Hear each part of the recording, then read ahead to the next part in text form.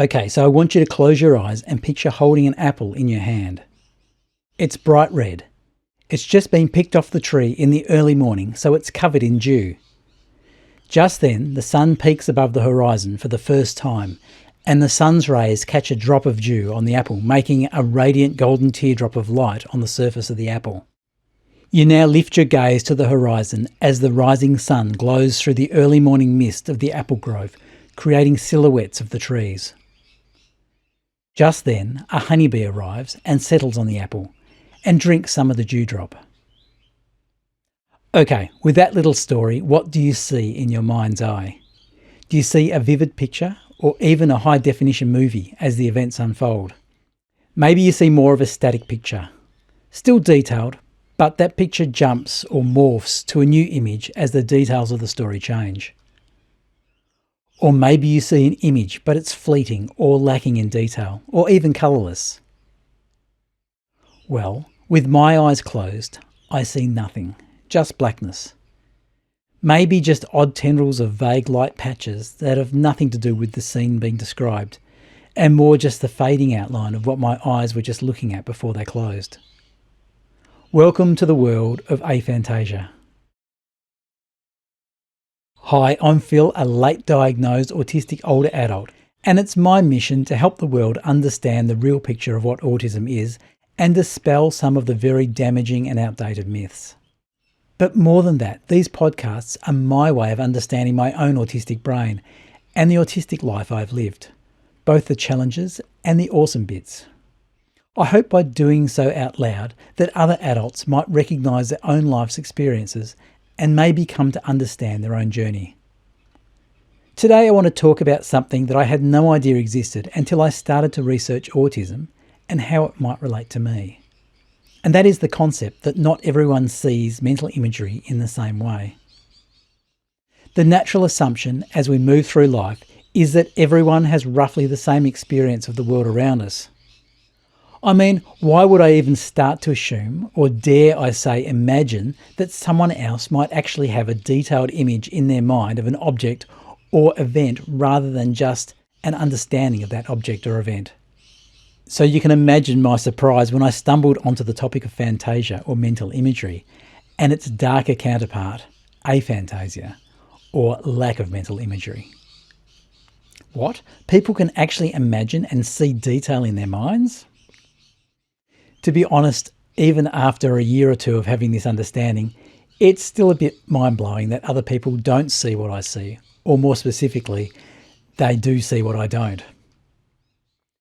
So let's take a bit of a dive into the world of mental imagery, and then I'll come back and describe exactly what I can see in my mind's eye.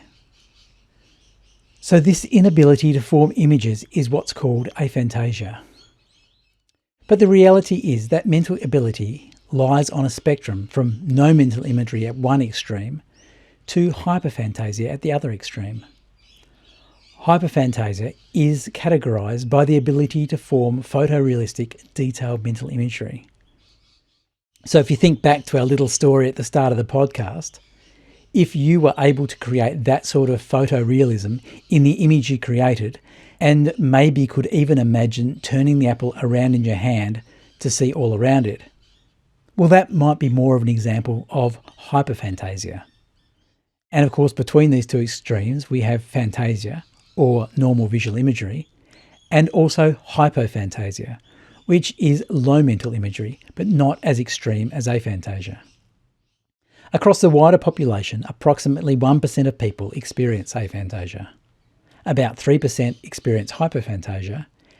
90% of the population experience phantasia, or typical visual imagery, and about 4% of people experience hyperphantasia. One thing to consider here is that aphantasia, hypophantasia, or hyperphantasia are not considered diagnosable conditions, more just a measure of someone's mental imagery capabilities. As I mentioned earlier, most people with aphantasia have no idea that other people experience mental imagery different to themselves. Also, a note at this point, for the sake of simplicity, I will refer to aphantasia and hypophantasia as aphantasia during this podcast. Some characteristics of aphantasia are People with aphantasia are more often introverts. Studies have also shown that aphants are better at remembering things like colours more accurately than the wider population. Also, aphants have no deficit in factual recall compared to other people. They are good at listing things that happened, but may struggle to recall detail. Aphantasia is not just something that affects the inner vision. In reality, it can have similar effects across the senses in terms of being able to imagine or recall things like smell, taste, sounds and textures, with about half of aphants also showing a lack in some of these areas. This can extend to the fact that aphants often have a poorer inner dialogue. Aphants also have decreased biographical memory of events of their lives. First-degree relatives of aphants, that is, parents, children and siblings, are about 10 times more likely to also be aphants than the wider population. 60% of aphants report that they have visual dreams. So we can see that aphantasia is more a characteristic of the conscious state. This has also been borne out in studies of the brains of aphants, which has shown that when asked to visualise an object, the aphant's brain shows activity similar to a non-aphant's brain to indicate an image is being processed. But this processed image is not perceived in the aphant's conscious mind. Aphantasia can be present from birth, but may also be triggered later in life by extreme stress, brain injury, or occipital stroke. It does appear that aphants can also learn how to create visual imagery, but this could be a topic for another time.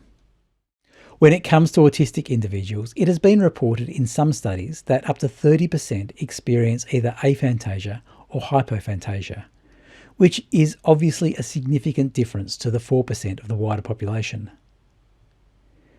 The link between hyperphantasia and autism appears also to be quite strong, although the rates appear to be a bit harder to nail down.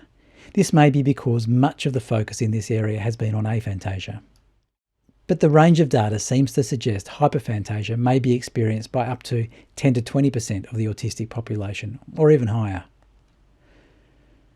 So what we see is that the autistic experience of mental imagery, like in many other areas of autistic life, tends to be as outliers at both ends of the population.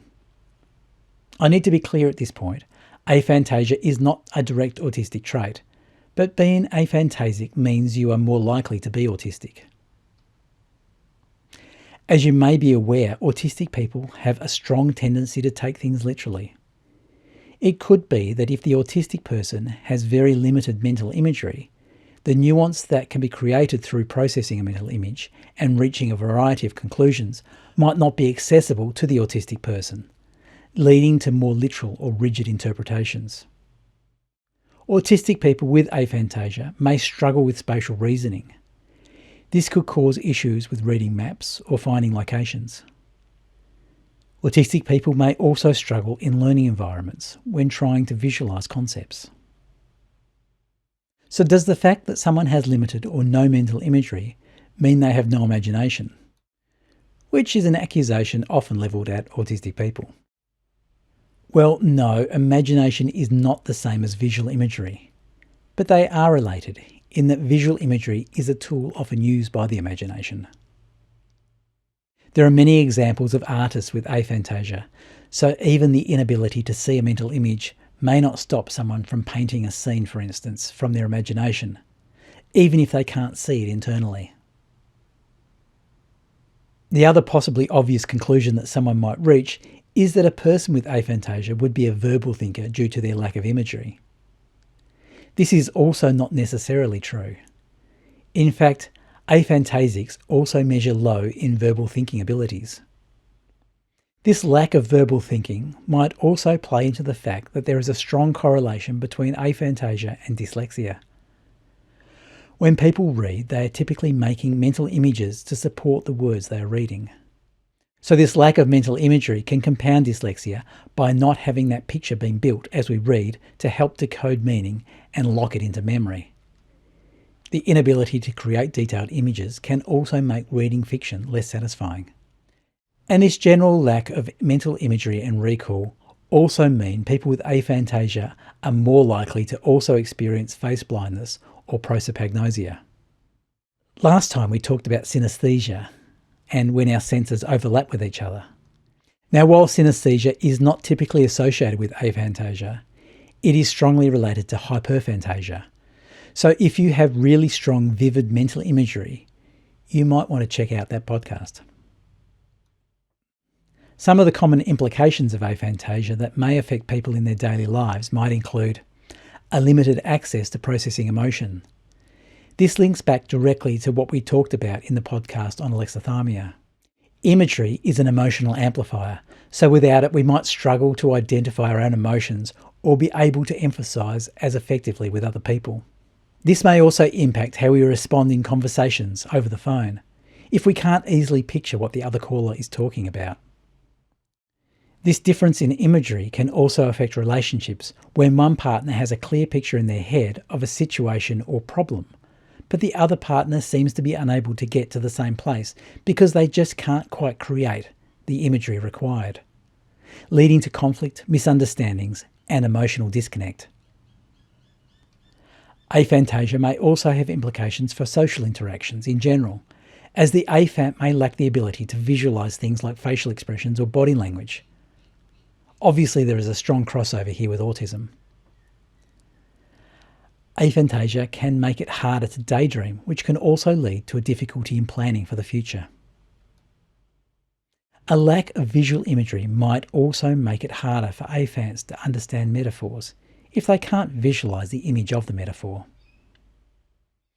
Okay, so at the start we had a bit of an experiment with the story of the apple. So what about me? Where do I fit with all this? Well, as I said at the start, if I try to imagine the apple, I pretty much get nothing at all. But it's also not that simple. In my mind, I can create details. That is, I know what it is I'm creating, but I can't quite see it. Or if I do, it's quite vague. Now, because I can get some limited imagery on occasions, my experience could be considered as hyperphantasia. But as that imagery is so limited, I will just call it aphantasia for now. Sometimes I can get brief images that are either fleeting or fade away almost instantly. I've heard this described as like seeing a flash of lightning. You get to see the landscape in that instant, but then the image is gone. The way I like to describe it is like the image I'm trying to see is behind me. I know it's there.